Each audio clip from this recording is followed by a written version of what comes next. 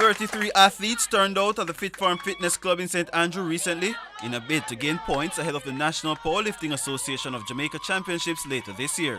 We are always looking for national athletes, and out of this, along with some other criteria from previous meets and GL points, we'll be selecting athletes to compete in the national championship on December the 3rd.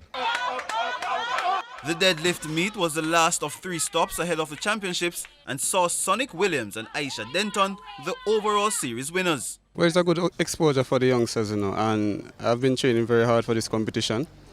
Well, for this specific day, I didn't put in all the work that I wanted to, but I came through lifting all 3 lifts, so I must give God thanks, injury-free, so I'm just pushing forward for the finals. To be honest, bench is my weak point, so I would have to work on bench.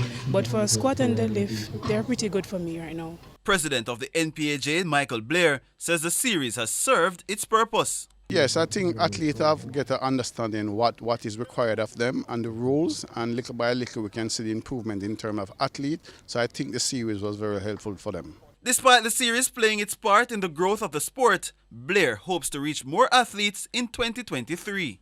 Well, the sport is growing at a rapid rate. We still want to expand ourselves outside of Kingston and St. Andrew and St. Catherine. Now we have athletes coming as far from Manchester now, Clarendon, as I said, Manchester. It is growing, we are expanding. Ayana Duhaney was the top female champion at the deadlift meet by way of the GL points rule of the International Powerlifting Federation.